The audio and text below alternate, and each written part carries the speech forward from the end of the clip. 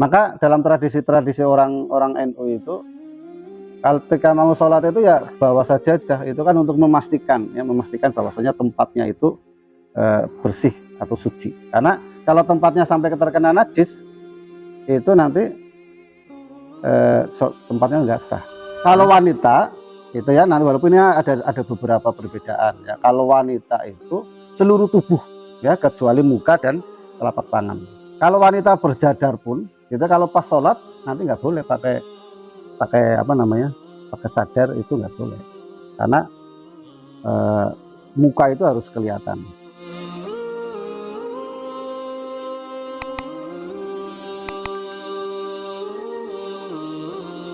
Sebab rukun adalah bagian dari sholat. Syarat pertama adalah sucinya tubuh dari hadas yang kecil ataupun yang besar. Tapi tetap segala sesuatu ada pengecualian ya. Kalau dia tidak mampu gitu ya, kan syarat pertama harus syarat suci dari hadas kecil dan hadas besar. Namun ketika dia tidak mampu mensucikan badan dari kedua hadas tersebut, berarti dia tetap harus sholat dan sholatnya sah gitu ya. Adapun orang yang tidak menemukan dua alat suci seperti air atau debu, maka sholatnya sah serta wajib untuk mengulangi ya. Dan suci dari hadas dan suci dari najis yang tidak ma'fu, baik pakaian, badan, juga tempat sholat ya. Jadi sucinya itu tidak hanya dari tubuhnya saja, tapi sucinya itu adalah pakaiannya harus suci, terus tempatnya juga harus suci ya. Jadi suci dari hadas, pertama badannya itu harus wudhu, dan kalau dia junub ya berarti harus mandi besar. Terus tapi tadi ada beberapa pengecualian. Terus yang kedua suci pakaiannya gitu ya, dari hadas besar dan hadas kecil. Jadi kalau pakaiannya kena najis nanti tidak sah. Walaupun ini juga ada pengecualian ya, kalau tidak ada pakaian yang bersih sama sekali gitu ya, tidak bisa pinjem, atau mungkin kalau dalam keadaan darurat lah, misal di hutan dan sebagainya kayak gitu ya, ini tetap segala sesuatu itu bukan perlu, tapi pasti ada pengecualian di dalam hukum. Terus tempatnya juga harus bersih gitu ya, kata sampai najis-najis yang kecil, misal apa itu namanya, kotoran cicak kayak gitu kan, itu najis ya. Maka dalam tradisi-tradisi orang NU itu, ketika mau sholat itu ya bawa sajadah, itu kan untuk memastikan bahwasanya tempatnya itu bersih atau suci. Karena kalau tempatnya sampai terkena najis, itu nanti tempatnya nggak sah gitu ya. Yang kedua adalah menutupi aurat ya, menutupi aurat saat mampu, meskipun sendirian dan di kegelapan ya. Jadi kalau kita sholat di malam gelap gulita sendirian, ya tetap harus menutup aurat walaupun tidak ada orang yang melihat gitu ya. Bila tidak mampu menutupinya, maka sholat dengan telanjang pun tetap sah gitu ya. Tapi tadi kalau dalam keadaan darurat gitu ya. Terus juga begitu pula hukumnya ini, maksudnya kalau laki-laki ini auratnya itu dari bawah pusar sini, atas pusar sampai bawah lutut gitu ya. Nah ini juga perlu dibahas gitu ya. Kadang orang itu ada yang terlalu hulu. Ada orang itu, saya lihat itu di masjid, orang pakai jubah gitu ya, atau mungkin pakai sarung yang tinggi sekali gitu ya. Terus tidak pakai daleman, tidak pakai kaos, tidak pakai celana kayak gitu. Itu ketika dia sujud itu lututnya itu kelihatan kayak gitu. Jadi kan ada orang yang katanya sunnah itu tidak boleh di atas mata kaki gitu kan. Isbal katanya kalau di atas mata kaki ya gitu.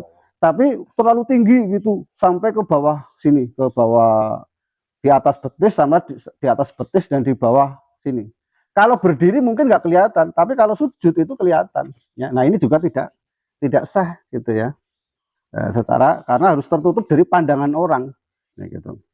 Maka disunahkan kalau seperti saya ini, ya, kalau pakai sarung gitu ya pakai pakai celana lah kayak gitu maksudnya. Terus kalau wanita itu ya, nanti walaupun ini ada beberapa perbedaan ya. Kalau wanita itu seluruh tubuh ya, kecuali muka dan telapak tangan. Kalau wanita berjadar pun, kita kalau pas sholat nanti nggak boleh pakai pakai apa namanya, pakai cadar itu nggak boleh, karena eh, muka itu harus kelihatan saat sholat gitu ya. Terus juga tapi nanti perbedaannya paling di sekitar sini gitu ya. Kalau di kalau di apa dagu ini ada yang mengatakan dagu sini perempuan itu termasuk aurat, ada yang enggak gitu ya. Berarti batas wajah itu ya batas ini gitu. Tapi ada juga yang dagu sini ini termasuk aurat. Makanya kalau wanita-wanita yang biasa bermazhab Maliki itu dagu ini aurat gitu ya. Jadi kalau perempuan-perempuan di Syria gitu ya, di Suriah gitu ya, atau di Palestina, Pakistan gitu ya. Itu kalau pakai kerudung itu biasanya sampai sini, sampai bawah bibir gitu ya. Pernah lihat nggak kalau di TV-TV itu? Nah, tapi kalau mazhab kalau mazhab Syafi'i kalau pas sholat itu saya. Walaupun kalau sehari itu, kalau hari-harinya mazhab Syafi'i itu malah justru pakai pakai cadar. Jadi cadar bagi mazhab Syafi'i itu adalah hukumnya wajib. Tapi kalau pas sholat itu tidak. Nah nanti beda dengan nanti akan dibahas kalau wanita dan statusnya budak gitu ya. Status budak itu, wanita budak itu auratnya kayak laki-laki ya. Ada yang mengatakan sampai sini bawah dada gitu ya, gitu sampai ke bawah, sampai lutut sini ya. Ada yang mengatakan bawah atas dada gitu ya, tapi tidak ternyata tidak wajib pakai kerudung kalau budak, tapi kalau pas sholat wajib gitu ya, gitu. Di sini dijelaskan ini ya. Aurat wanita merdeka dalam sholat adalah anggota tubuh selain wajah dan kedua telapak tangan, baik bagian luar maupun bagian dalam hingga kedua pergelangan tangan. Aurat wanita merdeka di luar sholat adalah sama badannya, Sedangkan aurat saat sendiri adalah seperti laki-laki, ya, seperti laki-laki. Aurat secara bahasa itu adalah cacat. Secara syariat adalah diungkapkan untuk sesuatu yang wajib ditutupi, dan inilah yang dikehendaki oleh dalam bab ini gitu ya. Yang ketiga adalah menempat di tempat yang suci ya. Ketiga tempatnya adalah suci, walaupun tadi sudah saya bahas sekilas tentang di bab yang pertama tadi, bebas dari hadas ya. Maka tidak sah sholat seseorang yang sebagian badan atau pakaiannya menyentuh najis baik saat sendiri, duduk maupun sujud gitu ya. Keempat adalah mengetahui maksud masuknya waktu sholat ya. Jadi kita harus tahu, walaupun sebenarnya begini, sebenarnya kita sholat itu sudah benar tepat waktu ya, tapi kalau kita tidak yakin bahwasanya itu sudah masuk waktu sholat, itu tetap tidak sah gitu ya. Jadi syaratnya yang keempat adalah kita harus mengetahui secara pasti bahwasanya sholat itu, tentunya ini sholat ini ya, sholat wajib 5 waktu harus tahu ini sudah masuk waktu sholat zuhur atau belum, sholat asar apa belum gitu. Yang ketiga adalah menghadap kiblat ya. Menghadap kiblat adalah maksudnya menghadap ke Ka'bah. Ka'bah dinamakan kiblat kepada seorang yang sholat atau musolli menghadap kepadanya, dan dinamakan Ka'bah karena tingginya. Menghadap kiblat ini menggunakan dada. Jadi nggak bisa sholat itu kalau orang Indonesia sama Asia itu kan kiblatnya ke arah barat gitu ya. Nggak bisa kita ini menghadapnya ke sana gitu ya, tapi cuman kayak gini, badannya itu ke menghadap selatan, tapi wajahnya itu ke yang ke barat, itu nggak sah. Jadi menghadap kiblat ya harus dengan dadanya kayak gitu ya, seluruh badan menghadap ke kiblat. Ini untuk sholat, dan ini juga berlaku untuk sholat, semua sholat. Maksudnya sholat, jadi kalau sholat wajib itu di sejarah dan di kitab-kitab mazhab Syafi'i itu tidak ada sholat di dalam kendaraan, itu nggak ada. Itu sholat wajib loh ya. Sholat di atas kendaraan itu adalah sholat sunnah gitu ya, sholat sunnah. Jadi kalau sholat wajib itu posisi itu harus menghadap kiblat, dan harus harus gerakannya itu rukunnya harus jelas. rukunya jelas, sujudnya jelas, duduk di antara dua sujudnya jelas, kayak gitu. Tumak ninahnya itu jelas, maka disunahkan, maka ya wajib berhenti gitu ya kalau sedang naik kendaraan itu berhenti.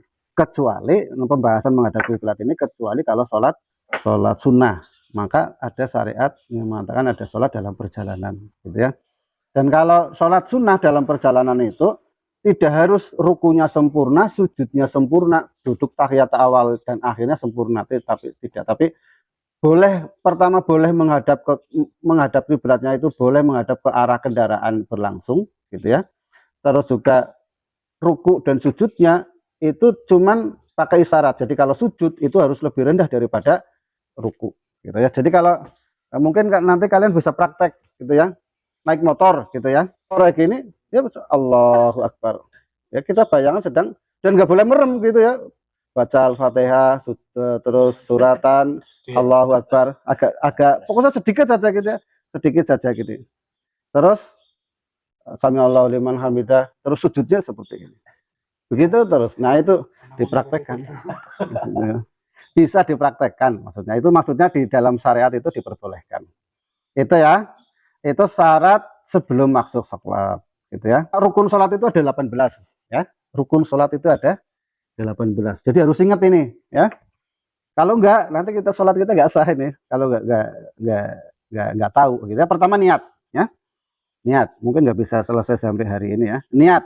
Niat adalah menyengaja sesuatu disertai dengan melaksanakannya ya. Sudah kita sampaikan kemarin ya. Jadi kalau kita bermaksud melaksanakan sesuatu dan langsung dikerjakan, itu namanya niat. Tapi kalau kita melakukan sesuatu gitu ya, tapi lakukan di masa yang akan datang atau di beberapa waktu nanti ya gitu, itu namanya adalah azam. Jadi nggak benar kalau sholat. Kenapa niat itu? Niat itu kan kalau keluar dari masjid kamu wudhu kan pasti sudah niat mau sholat kan. Terus keluar dari rumah menuju ke masjid kan pasti niatnya sholat ya gitu. Karena bisa juga nanti nggak bisa, nggak langsung, nggak ada jaminan dia langsung sholat. Karena apa? Bisa ketemu sama teman ngobrol ya. Bisa kecelakaan. Naudzubillah kan nggak jadi sholat, itu namanya bukan sholat.